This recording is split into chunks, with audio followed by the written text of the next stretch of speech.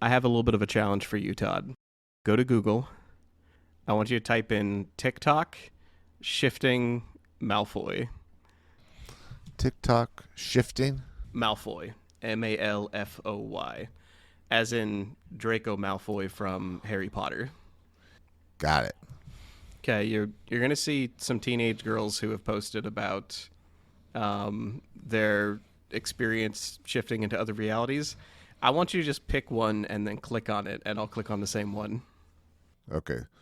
3, 2, 1. If this is on your For You page, you are probably interested in shifting realities, specifically to Hogwarts. So I've been attempting to shift realities for a couple weeks now. I wish so bad that Hogwarts could be real. Well, I'm here to tell you that it is. And yesterday, I got my letter to Hogwarts. And no, I didn't print it off there. I'm in this bitch, I'm getting money. 1 minute they hate me, then they love me. He's gonna have another bite. No. No. But... Draco! You did not just do that. Do you know what you just watched? Like, could you explain any of that? To me, no. It's like a schizophrenic two-personality person having an argument with one another on a story I can't follow.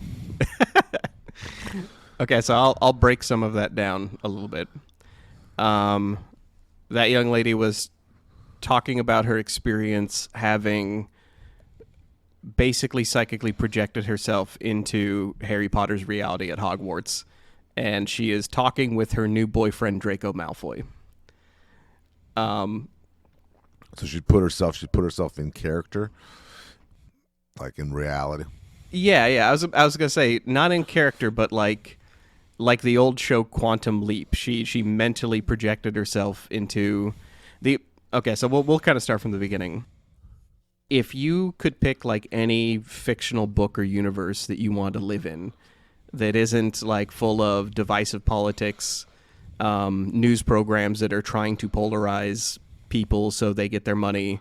If you want to go to a reality where like earthquakes weren't destroying, whole cities, which fictional reality would you go to? Just hypothetically for you.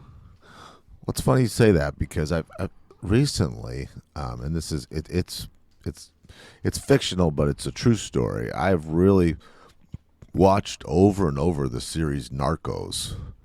Oh. And now this is going to sound really weird, but it's the truth. I've kind of like put myself in that as a character that's not even in that story. Like I was one of the soldiers in that. Does that make sense? Does it sound crazy? It does. I mean, like I totally get it. It sounds nuts, but because it's dangerous. But I totally get projecting yourself into that. Yeah, I think I'm attracted to the sex and the violence and the money and the power and I think, oh, I lived through that and I was one of the bad guys and usually I don't cheer for bad guys in movies, but in that one, I do. This has become known as shifting. So the idea that like you would go into.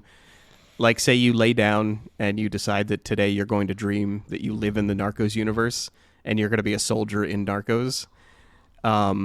Doing that and then starting out with, like, you and I have both done meditation. So if you start with a meditation of, there's several of them. There's packing for a trip. There is down the mountain path, which is a Zen meditation. There are Buddhist meditations where you prepare your mind for a journey. Do that with the intent that you are about to dream about being in the Narcos universe, except you don't go to sleep. You just lay there and you mentally zone out and you go to the Narcos universe.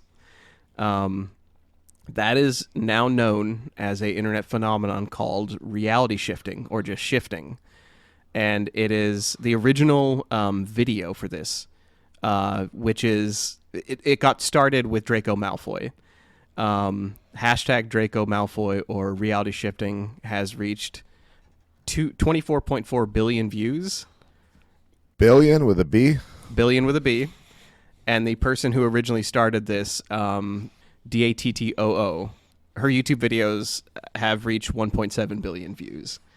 And the point of all this is that the trend of changing your brain to another reality basically is caught on and caught fire in a very meaningful way, to the point where there are now online studies, like real PubMed studies, that are going on to figure out if this is something that people need to be concerned about.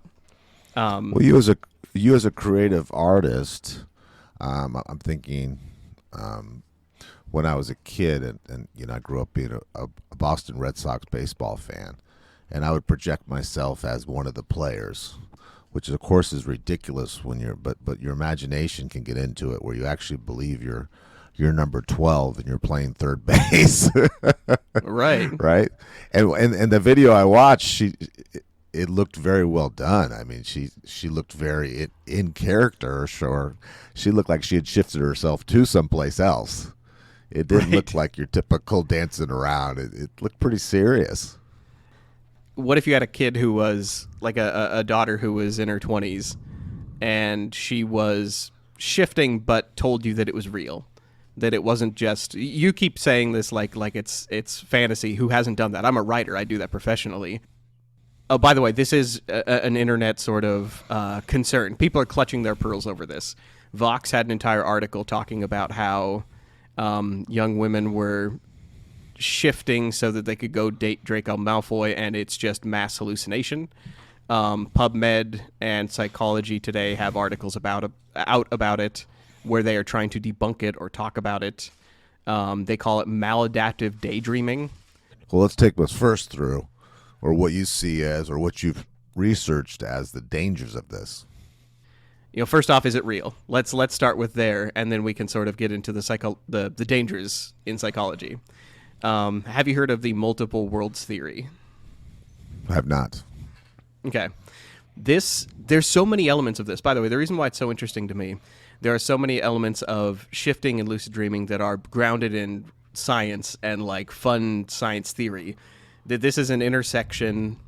This is a pinpoint of bullshit in an intersection of all real things, which is the most interesting thing for me. Like when a subculture, pop culture pops up at a Venn diagram of, real but theoretical, that's where stuff gets very fun. So there's the notion that there are multiple realities, that electrons split in interesting ways, and there's a lot of movies and stuff where like you flip a coin or make a decision, heads creates one reality, tails creates another reality, and that every time an electron goes in a stray direction, it creates another reality, basically. This is known as the multiple worlds theory or multiple realities theory. It got adopted, obviously, by like Marvel comics and things like that. Like it's turned into the idea that there are infinite universes out there. And well, is that part of the fascination with those movies that I can't stand, that it seems to everybody loves these? You know what I mean? I mean, it's amazing how many of my friends, who you included, are just so mesmerized by those that to me seems so silly. yeah. But they seem so real and so powerful. And I'm not talking about 12-year-olds here. I'm talking about 40 and 50-year-olds too. They get just as excited.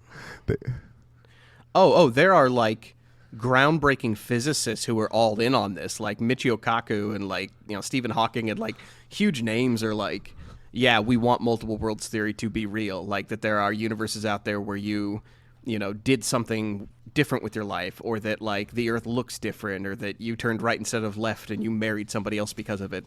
It is a fun, fascinating brain game where anything could have been possible. The movie Everything Everywhere All at Once won a ton of awards, and it's all about this in a very silly way. I think the best explanation I've ever gotten for this, I watched a Veritasium video once, and he's a physicist who describes things in very layman terms. He once talked about how multiple worlds theory probably exists, but it's probably more like radiation than it is like other worlds that you can travel to. It's not like a Marvel movie where you can visit another version of Earth where you became, a school teacher. It's probably more like electrons split in unpredictable ways, and these other little pocket realities are more like a background radiation that never fully manifests. That was my very dumb sci-fi writer takeaway. Like that's that's what I gathered from it. It's probably inaccurate, but that's probably closer to the possible reality. Doesn't this speak to? I'm sorry to cut you off, Joe. Doesn't this speak to you as a writer, especially as a fictional writer? Oh, heck yeah. Does this help you? It absolutely does. Rick and Morty, is all based on the entire show. Rick and Morty is based on multiple worlds, multiple realities, and in writing, it has almost become like a cheat. Where if you don't like what's happening in your story, you just say, "Oh, the characters went to a different version of their reality, and they got the MacGuffin or solution, or they found a new character to talk to." And it's the notion that you could go to another reality is becoming a cheat for the real world too. It used to be a lazy writing tool to go to another reality and find your solution there. Now it's becoming sort of a real tool people are using in everyday life because, life is difficult. It doesn't that play into just a better quality of life? Creating a life that's more exciting, is sexier, is that there's more possibilities, that we're limited in our own life, but unlimited in this other life. Okay, well now we're touching on Zen and Buddhism, which isn't it? It is limiting if you only see reality around you and you don't consider other realities. Is it limiting and unhealthy for you to just say, there's the taxes, the mortgage, and the rent, and that's it, and nothing else? You don't imagine anything else. There was an author, Bert Goldman, who wrote a book called Quantum Jumping, and he basically put the idea forth that the concept is that you can become anyone you can imagine, endowed with any talent or skill, and he talks about infinite universes. He says that it's not just unlimited. It is whatever you can imagine, you can do it. Is the theme of his book, and that's kind of where a lot of this started. I think that was one of the source materials I could find for reality shifting. So there's the question is, let's get back to your original question, Todd. You asked, is this unhealthy? Well, as a writer who fantasizes all day for basically a living, I don't think it's unhealthy in my own opinion, a very limited opinion. I think it's more of, does it come with unhealthy consequences? And that's one of the PubMed articles I was reading. That is one of the things that Vox asked about. There's also a Washington Post article about this, where they talk about, is it unhealthy? Is it silly? Is it just young women who want to date Draco Malfoy, or is it we all should actually be considering, or looking at different realities that we occupy in our minds? How many people watched Game of Thrones religiously and would just talk about it endlessly while the show was running, and to the point where they almost mentally lived there while they were talking about it? To the point that they actually believe in dragons. I mean, I think it got that extreme to people who are scientists who know better. Right. It is funny, too, how many of these videos... Oh, by the way, if you go to YouTube, and I suggest we all do, you can find subliminal music and subliminal messaging and scripts and things like that for you to follow to reality shift into Draco Malfoy's universe to date him. Todd and I are going to be doing this later tonight, by the way. We're dating Draco Malfoy. But can I date somebody else? No, it's Draco. I'd like to pick somebody else, but we have to do it with the original intent. Okay. But so many of these practices that sound extraordinarily similar to meditation. There are steps that you take that are similar to lucid dreaming, where you tell yourself what you're going to dream and imagine before you do it. That's kind of fun. Kind of like being a director of your own, of your own dreams, imagination of going on a trip, right? Going on the perfect vacation kind of deal. Absolutely. So if we're looking at the Venn diagram of real practices that intersect into dating Draco Malfoy in your mind, have you heard of lucid dreaming? No, I've heard it, but I don't know I don't know what it is. Okay. So if we have one bubble or sphere that is the multiple realities theory, another bubble or sphere in our Venn diagram is meditation. Then the third element of this is lucid dreaming. Lucid dreaming is a very well documented, attainable thing you can do with some practice. When you dream, like, have you ever had a dream where you kind of semi came to consciousness while you were in the middle of a dream? You realized you were dreaming, like you realized, oh, I'm asleep, and then you could start manipulating the dream around you. Yes. How many times in A your lot. life have you done that? Over 20 times. Oh, okay. What do you usually do in your dream when you realize you're dreaming? It's kind of, I think I try to kind of gain control back. You know, I try to gain control back and put in, you know, push in an outcome I want, you know, as opposed to just kind of letting to see what happens. I think there's a personality test here somewhere. I want to invent it. It's like, what do you do during a lucid dream? Some people are like, I would have sex with a supermodel. And then there are some people like me where it's like, I'd try to fly, or I'd have superpowers, like you become Wreck-It Ralph, like me, or like there's got to be, like, it's got to be telling about your personality what happens when you lucid dream. A lot of times it's me trying to save myself from something. You know, Okay. I try to protect myself. It's more of a Defensive. preventive maintenance. That's defensive. Yeah. Defensive lucid dreaming. I'm Okay. scared. Well, it's funny you say that, because that is actually, if you go to a psychologist, a clinical psychologist, and you tell them, I'm having terrible dreams and nightmares, they are killing me every night, I can't sleep, I don't want to sleep because of these nightmares, they're so horrible, one of the things they will recommend is lucid dreaming. They will say, have you considered lucid dreaming? There's a program for it. The idea is that if you have uncontrollable night terrors, they will teach you how to gain control of your dream while you're in it. And that's not every psychologist. It's just like a field of psychology. It's a tool in the toolbox. Now, with lucid dreaming, there are a couple ways to, like, a couple reasons to get into it. One is night terrors. Another is you're insane like me, and you decide that I sleep for 8 hours a day, or eight hours a night. That's all wasted time because I don't remember any of it.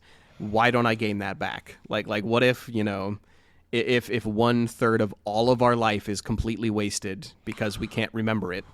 Why don't I just lucid dream my way to it? Well, that's interesting. So you as a fiction writer, could you do that? Could you train yourself and really kind of get into your imagination? Let's face it, you could probably get into some deeper spaces, because it is it's better than a meditative state, right?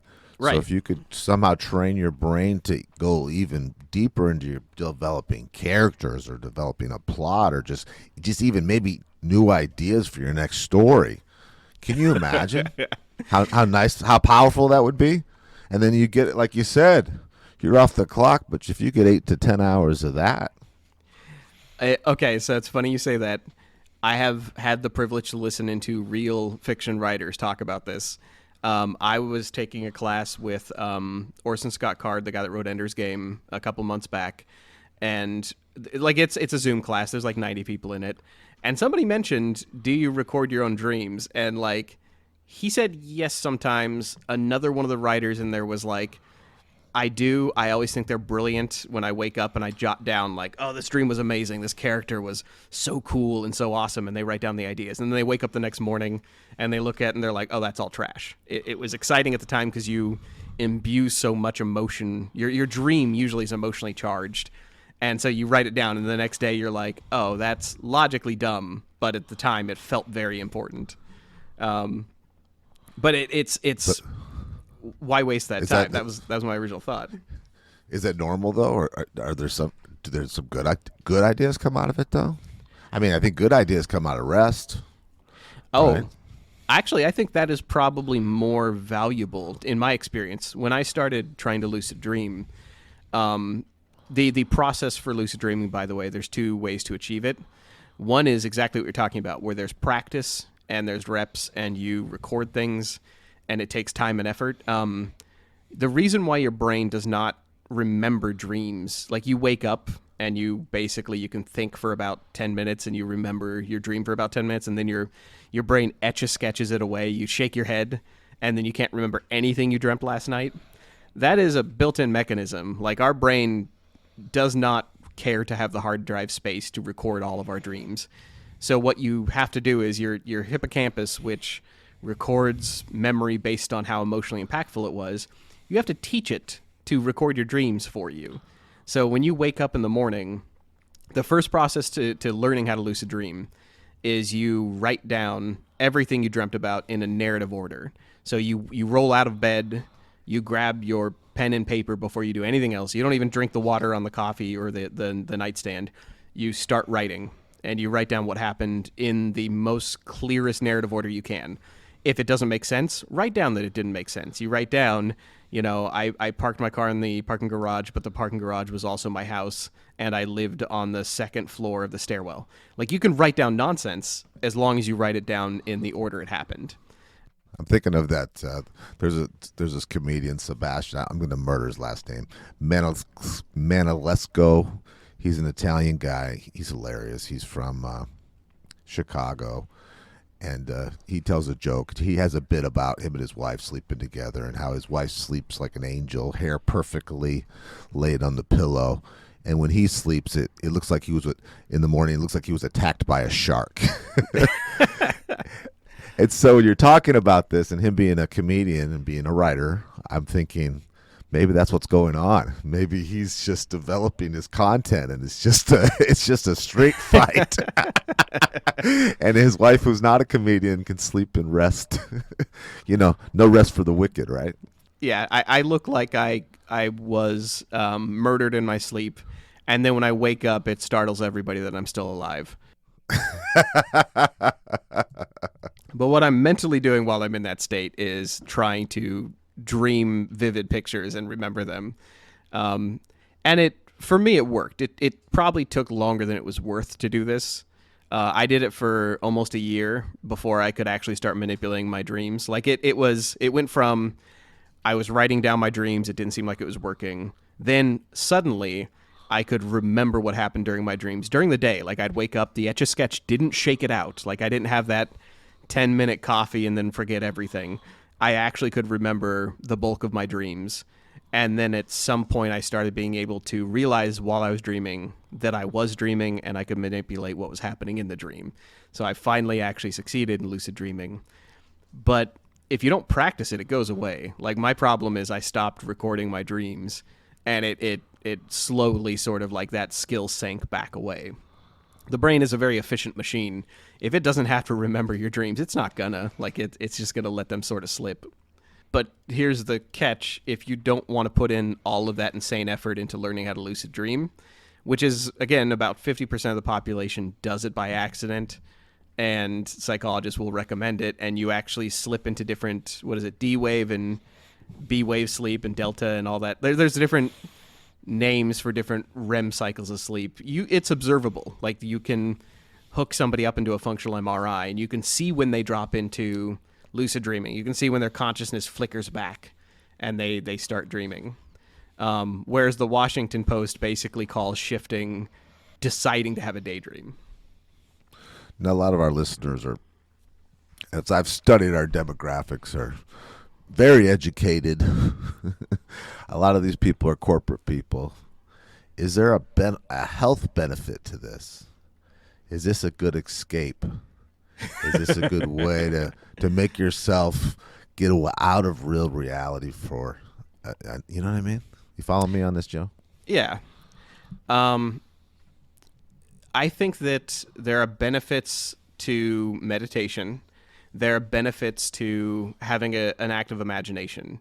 You never know what solutions you will come up with or what emotional coping mechanisms you will come up with going into your own mind.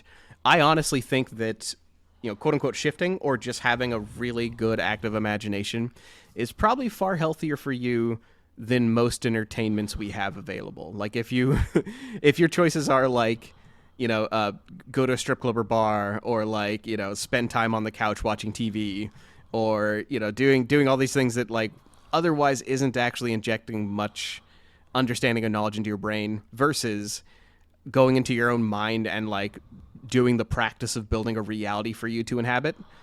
I would say I take the latter. I mean, this obviously, like I said, coming from a fiction writer, that's going to be a no duh. But I mean, like, at least one of those is building mental muscles. Like, at least one of them is, requiring a very strong sort of imagination and visualization system. That's a huge part of the meditations to get into shifting, is all of them are based on spatial cues, like packing for a trip, going to another reality, using fictional cues. All of these utilize spatial memory. That's basically how we had an episode about memory masters and how they hijack spatial memory to like do a narrative. That's basically the same trick, just for, fantasy. Would you say that meditation, when you meditate, do you ground everything in reality, or do you go to fantasy places? Because I know a lot of meditation is like, go to your calm place, go to the beach, go to a wooded glen full of butterflies and crickets. How much of meditation is nobody meditates and goes to do their taxes. No, and I've been meditating now for a while and pretty consistently. So it got to the point now where I can kind of even just blank out, and that's where I try to go.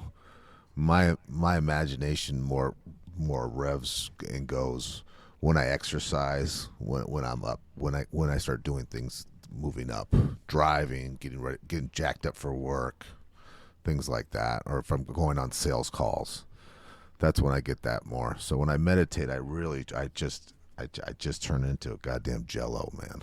Yeah. What about you?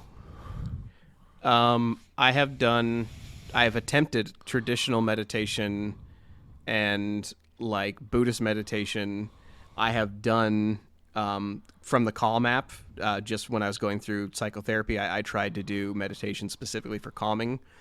I still will prefer, if I like have 20 minutes to close my eyes and mentally go somewhere, I still pick fictional universes. Like, I don't call it shifting, and I don't pretend it is actually me physically embodying another reality. I don't think I'm jumping through a wormhole and going to another universe where, I'm dating Draco Malfoy, although I'm going to start doing that. My mental shifting, quote unquote, is just knowing that I'm a talented fiction writer most of the time, or sometimes. I'd say 10% of the time. And that I will go to a fiction universe where I am trying to build it out. Like, I'm trying to invent new stories. There was a show in the 80s. This was before your time. It was called Voyagers. It only ran for a few series, and it was just an amazing. It was like about a young boy who traveled. He had like a watch or something, and then he'd go into different. It was kind of like Quantum Leap, Quantum Leap, modeled, copied, whatever. A lot of their stuff, like all good shows do, right? Right. But it was just so exciting to me to be able to do that. And me, even as a kid, I guess I was interested in history, and to be able to go back in time, and I find it very exciting. It's just, it's different than just escaping, escaping your current problems, but just to be able to just be somewhere else, be someone else. It's very exciting.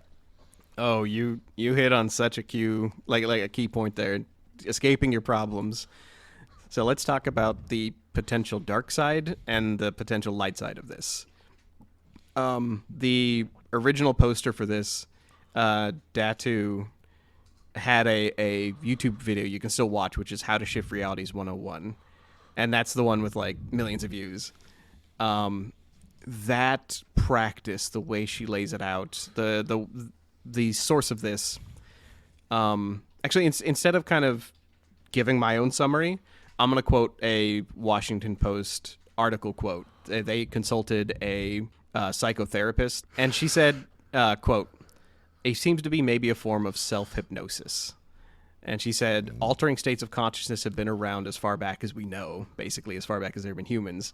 Mystical experiences and taking some sort of substance to change their consciousness.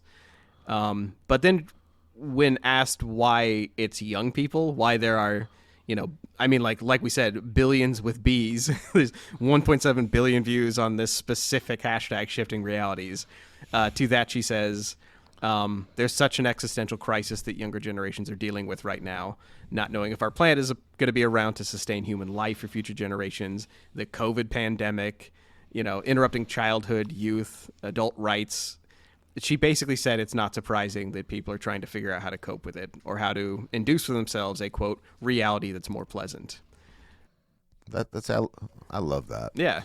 I had a acting coach that at University of Washington, and one of the first things he did, on the first day of the class, he's talking about that.